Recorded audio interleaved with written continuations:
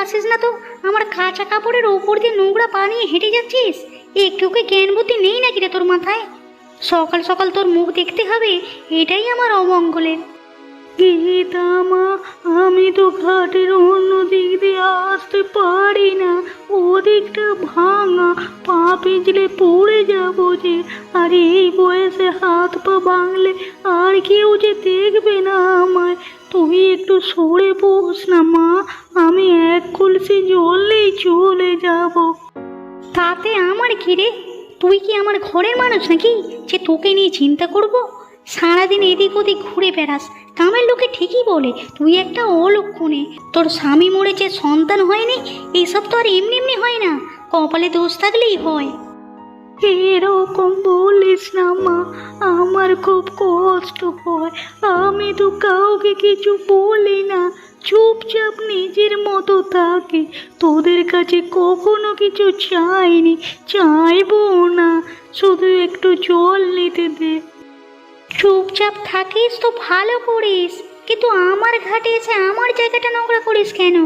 সকালবেলা ভালো মানুষেরা আসে বুঝলি, তুই বিকেলে আসবি, তখন কেউ থাকে না, নিজের মতো জল নেবি যত ইচ্ছা। ভালো মানুষ মানে যারা বড় ঘরে থাকে। আমি কি মানুষ নই তবে? আচ্ছা থাক, তোর সঙ্গে তর্ক করে লাভ নেই। ঠিক আছে মা, আমি চলে যাচ্ছি। তোর কাপড়ে কোনো ক্ষতি হয়নি, ভয় পাস না। আমি বিকালে আসবো। কিন্তু একটা কথা বলি, আকাশের দিকে তাকিয়ে দেখ একবার মেঘটাকে। এবারে বর্ষা সহজ হবে না, মনে রাখিস। আবার সেই শুরু করলি তোর জ্ঞান দেয়া? প্রতিবারই একই কথা না? বন্যা আসবে, ঝড় আসবে, কিছুই তো হয় না শেষমেশ। যা যা, কলসি নিয়ে ভাগ এখান থেকে, আমার সময় নষ্ট করিস না। যাচ্ছি মা যাচ্ছি, তবে একটা কথা বলে যাই, লক্ষণ কিন্তু ভালো নয়। মোরল বাবু, একটা কথা আছে আপনার সাথে। জানি আপনি ব্যস্ত মানুষ, আমি 2 মিনিটের বেশি সময় নেব না। কি হয়েছে রে রুকমণি? টাকা ধার নিতেছিস আবার নাকি? আগের বারে 30 টাকা এখনো দিসনি। আমার টাকা কি গাছে ধরে নাকি যে সব টাকা আমি তোকে দিয়ে দেব? যা যা, আমার অনেক কাজ আছে। না না মোরল বাবু, টাকার জন্য আসিনি, আজ একটু গুরুত্বপূর্ণ কথা আছে। আমি বলতে চাইছিলাম এবারের বর্ষাটা ভয়ানক হবে। গত কয়েকদিন ধরে উত্তরের আকাশে মেঘ জমছে, পিঁপড়েগুলো যেভাবে শাড়ি দিয়ে উঁচু জায়গায় উঠছে, ব্যাঙগুলো দিন রাত ডাকছে। এসব খারাপ লক্ষণ। এবার ভয়ানক বন্যা হতে চলেছে। বন্যা আসবে, আর রুকমণি বুড়ি এখন পিঁপড়ে দেখে বন্যার খবর দিচ্ছে। শোন বুড়ি, এই গ্রামে আমি মোরলায় বসে আছি 20 বছর ধরে, কোনোদিন এমন বন্যা হয়নি। আমার পাকা বাড়ি, ইট সুরকির গাঁথুনি দেয়া, জলের কি সাধ্য এই বাড়ি নাড়ায়? হ্যাঁ, তুই আমাকে শেখাবি গ্রাম চালাতে? মোরল বাবু, আমি শেখাতে আসিনি, আমি শুধু সত্যিটা বলতে এসেছি যেটা দেখছি। পুরনো মানুষদের কথা একেবারে ফেলে দেওয়া ঠিক না। অন্তত গ্রামের মানুষদের একটু সতর্ক থাকতে বলুন, বাঁধটা একটু উঁচু করুন। বিপদ আসলে অন্তত মানুষ বাঁচবে। চুপ কর, তোর বক বক শুনবার সময় আমার নেই। একটা পাগল বুড়ি এসে আমাকে শেখাবে গ্রাম চালাতে? হ্যাঁ, বাঁধ উঁচু করবো, টাকা কোত্থেকে আসবে? তোর পিঁপড়ে দেখা ভবিষ্যতের জন্য আমি গ্রামে টাকা খরচ করব? বেরো, বেরো এখান থেকে। আর এ বাড়িতে আসবি না অকারণে। লোকে ঠিকই বলে তুই অলক্ষণে। তোর মুখ দেখলে দিনটাই খারাপ যায়। সকাল সকাল তোর চেহারা দেখলাম, আজকে নিশ্চয়ই কিছু একটা গন্ডগোল হবে। আচ্ছা যাচ্ছি মোরল বাবু, কিন্তু আমার কথাটা মনে রাখবেন।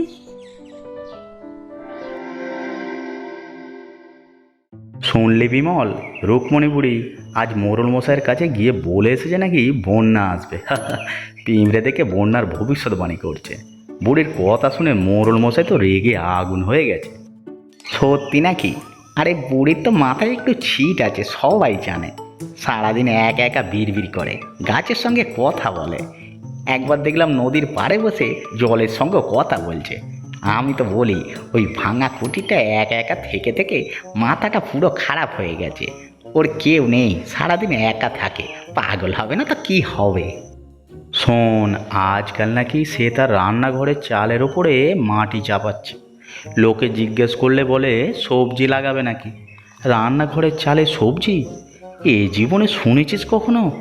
মাটির ভারে চাল ভেঙে পড়বে তখন বুঝবে। রান্নাঘরের চালে সবজি লাগাবে? আরে চালে মাটি দিলে সেটাই তো আগে ভেঙে পড়বে বৃষ্টিতে।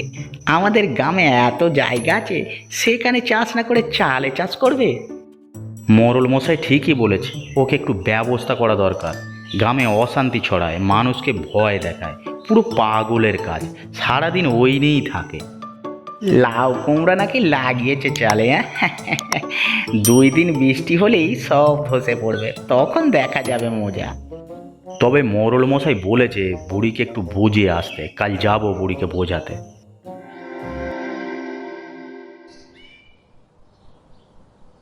এই রুকমণি, শুনলাম তুই নাকি চালে বাগান করছিস। সারা গ্রামে তোকে নিয়ে হাসাহাসি হচ্ছে জানিস।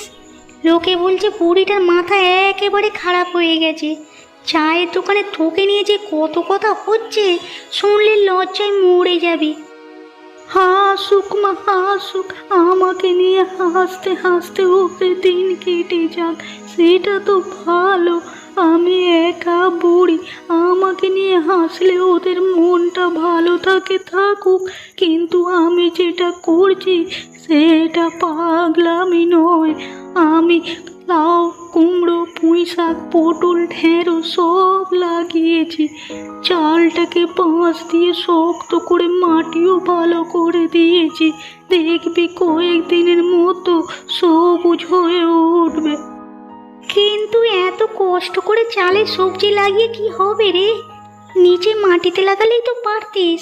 তোর কুটিরের পিছনে জায়গা তো আছে। চালে উঠে উঠে এত কষ্ট করছিস কেন এই বয়সে?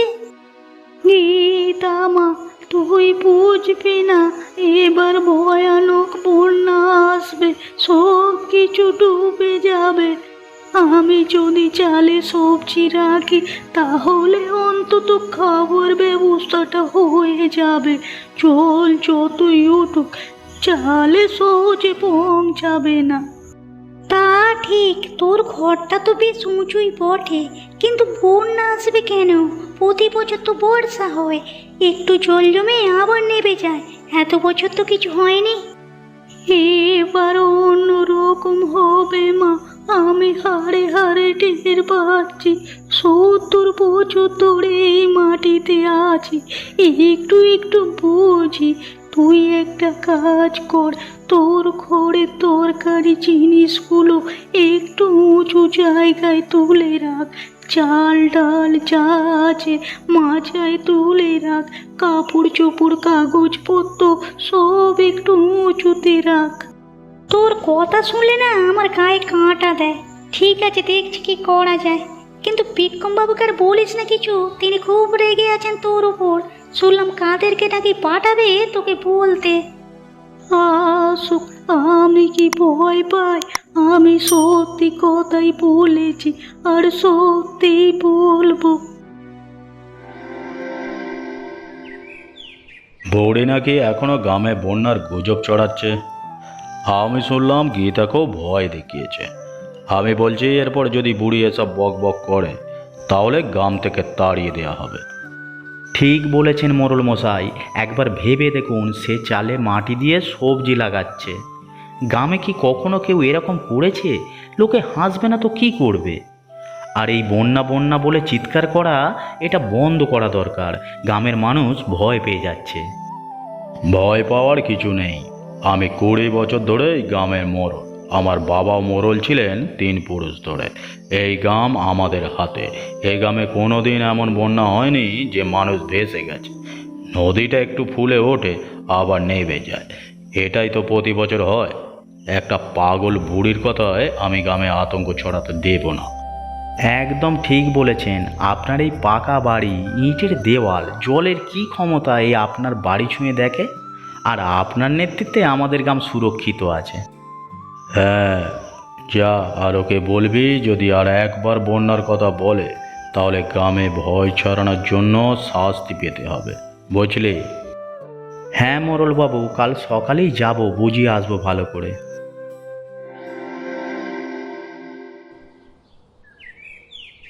এই যে শোনো বুড়ি, মোড়ল মশাই আমাকে পাঠিয়েছে তোমাকে একটা কথা পরিষ্কার করে বলে যেতে।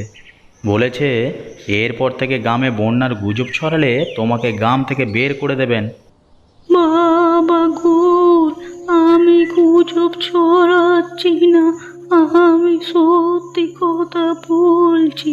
তুমি একবার এদিকে এসো, আমার চালটা দেখো, দেখো কেমন সবজি উঠেছে। যদি বন্যা আসে, এই সবজি দিয়ে অনেক মানুষের প্রাণ বাঁচানো যাবে, তোমাদেরও কাজে লাগতে পারে। চালে সবজি? এটা তো পাগলামি ছাড়া কিছু না বুড়ি। তোমার চালটা ভেঙে পড়বে এত মাটির ভারে তোমারই ঘাড়ে। দেখো বৃষ্টি শুরু হলে কি হয়, তখন কাঁদতে কাঁদতে যাবে মোড়ল মশাইয়ের কাছে, আমার ঘর ভেঙে গেছে, আমার ঘর ভেঙে গেছে, আমাকে সাহায্য করুন, এই সব বলে। তখন কেউ সাহায্য করবে না, কিন্তু আগেই বলে রাখছি।